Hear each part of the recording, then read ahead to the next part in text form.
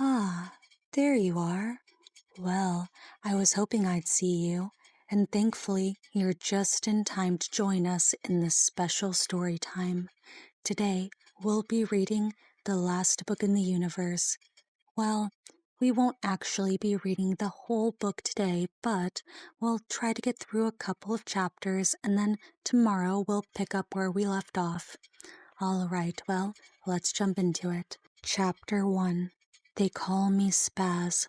If you're reading this, it must be 1,000 years from now, because nobody around here reads anymore. Why bother when you can just probe it, put all the images and excitement right into your brain and let it rip? There are all kinds of mind probes, trendy, shooters, sexpos, whatever you want to experience. Shooters are violent, and trendies are about living in Eden, and sexpos, well, you can guess what sexpos are about. They say probing is better than anything.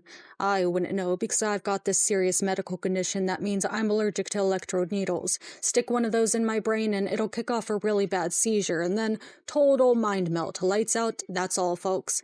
They call me Spaz, which is kind of a mope name, but I don't mind. Not anymore. I'm talking into an old voice writer program that prints out my words. Because I was there when the bully bangers went to wheel the writer for his sins, and I saw what they saw, and I heard what they heard, and it kinda turned my brain around. The bangers have the latch on my part of the herb, which means they control everybody and everything between Eastie and the pipe. 1 million people, maybe more. Nobody really knows how many because nobody can count that high. Why bother? All you gotta know is if you live here, you're either down with the bangers or you might as well be dead. There is no escape because every part of the herb is latched by one gang or another. The only escape is Eden, and you can't get in there unless you're Prove. And if you're genetically improved, you'd never leave in the first place, so forget about Eden. I used to belong to a family unit with a foster mom and dad and my little sister, Bean. But that's over, and I don't want to talk about what happened or how unfair it was. Not yet. The less said about that, the better. Because if there's one thing I learned from Ryder, it's that you can't always be looking backward or something will hit you from the front. Ryder was this gummy that changed my life, and if you're reading this, maybe he changed the world too. Gummies are what we call old people, and the writer was so ancient the hair on his chin beard was as white as bone, and most of his teeth were gone. Even his skin was old and worn out, and so thin it looked like if you held him up to the light you'd see right through him. The way I got to know Ryder is this. The bangers sent me to bust him down. As far as I was concerned at the time, he was just another gummy scheduled for cancellation. So, why not rip him off? And that's exactly what I did. Chapter 2. Stealing is my job. The stack box where Ryder lives is right out at the edge, alongside of the pipe. The pipe is broken now, but in the back times they say it carried billions of gallons of water into the herb. Fresh, clean water that didn't have to be boiled and filtered before you drank it. Water so pure you could swim in it without shriveling. I figure that's a made-up story, like a lot of the backtimer talk. In case you didn't know, the backtimes were before the Big Shake, when everything was supposedly perfect, and everybody lived rich. Personally, I doubt the backtimes ever existed. It's like a story you tell to make yourself feel better. That's all. The kind of story that starts with, my real mom is a rich Prove, and my real dad is a latch boss, and someday they'll rescue me, and we'll all move to Eden and live happily ever after. Yeah, right. That only happens in the trendies. In real life, nobody comes to your rescue. Believe me, I know. Anyhow, the stacks. Nobody owns the stacks, and if you squat in one long enough, I guess you can call it home. If home is a little concrete box stacked 10 high in rows of 100. They say in the back times, they used the boxes to store all the things they owned, but the only things stored there now are losers, assorted mopes and needle brains and gummies like the writer. You can smell the stacks before you see 'em, on account of there's no plumbing, and the boxers have to use the ground like animals. The strange thing is, at first glance, it looks like nobody lives there. Nearby is this old industrial warehouse that's sort of caved in long ago, and the rusty beams and rubble are strewn around, which makes it hard to walk without tripping over stuff. I can hear the scratchy noises of rats scurrying out of my way, and when there's rats, the humans are sure to be close. But where are they? Hiding, it turns out. As I get closer, a small, smeary face peeks up from behind a pile of rubble, and then there's a whistle, a warning signal, and the noise of people scrambling to hide themselves, like they're afraid of something. Me, probably. They assume I'm one of the bully bangers, come to bust them down, or worse, which is pretty close to the truth, even if I don't like to admit it. I'm not officially down with the bangers, but the gang boss, Billy Bismo, he sort of likes me for some reason. When he heard I lost my family unit, he said, "Make room for the spaz boy," and they did. So the deal is, I'm here to steal. Stealing is my job, it's how I stay alive. Either you pay tribute to the bangers, which means they get half of everything that sticks to your hands, or the bangers decide you're no longer among the living, which makes things very simple, even if sometimes you feel sort of bad about ripping off people who are even poorer than you are. Steal or die, that's what it all comes down to. Be a banger or be gone, as the saying goes. Anyhow, this little face pokes up again from the rubble and looks at me with big, scared eyes, and I go, "Hey, don't move!" And he freezes. The little face belongs to a little kid, maybe 5 years old, although he's got at least 1,000,000 years worth of dirt on his cheeks. I bend down to look at him closer, and a tear cuts through the dirt, which makes me feel bad, even though I haven't hurt the little guy or ripped him off or anything.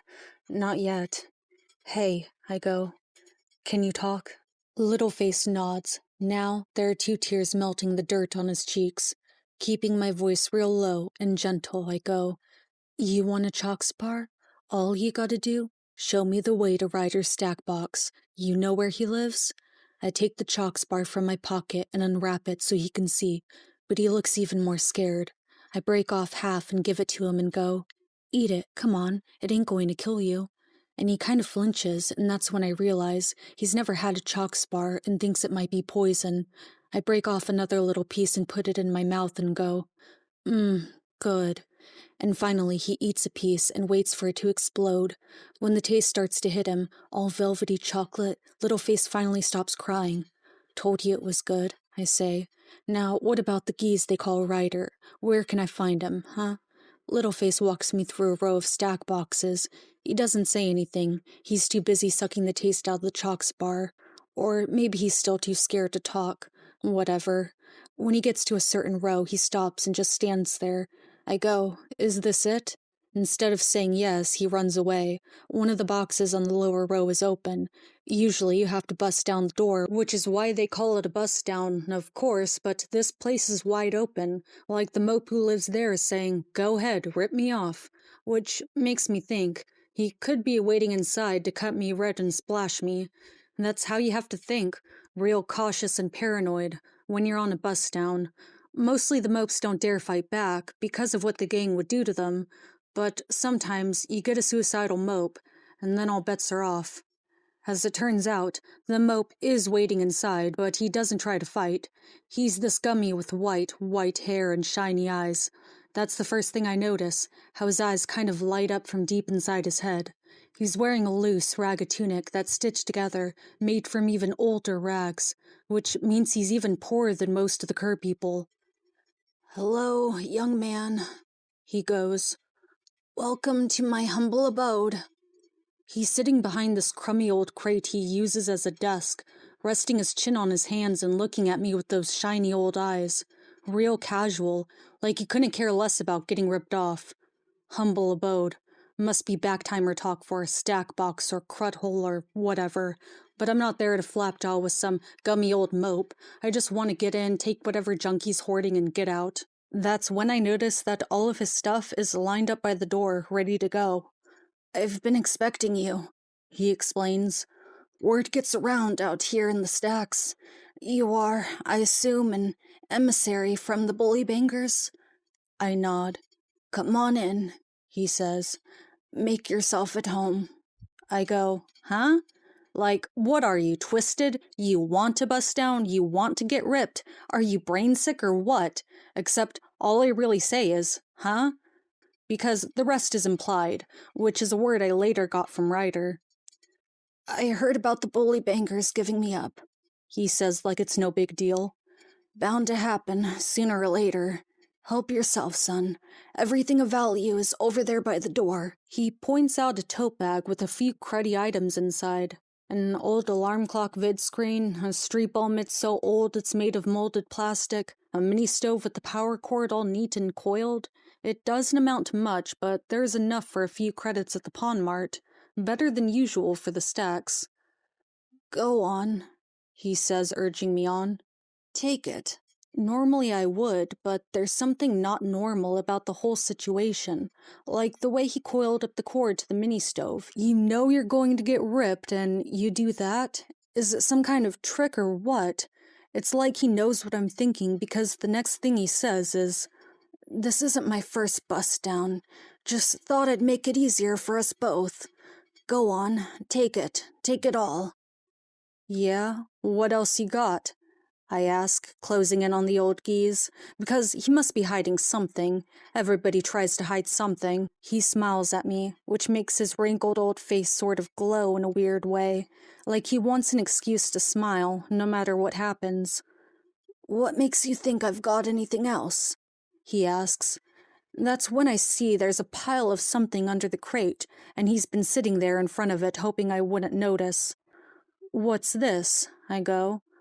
Nothing of value, he says, pretending to yawn. Just a book is all.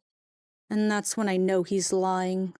Okay, well, I'll go ahead and save our spot so we can continue tomorrow where we left off. For now, this concludes our story time for today.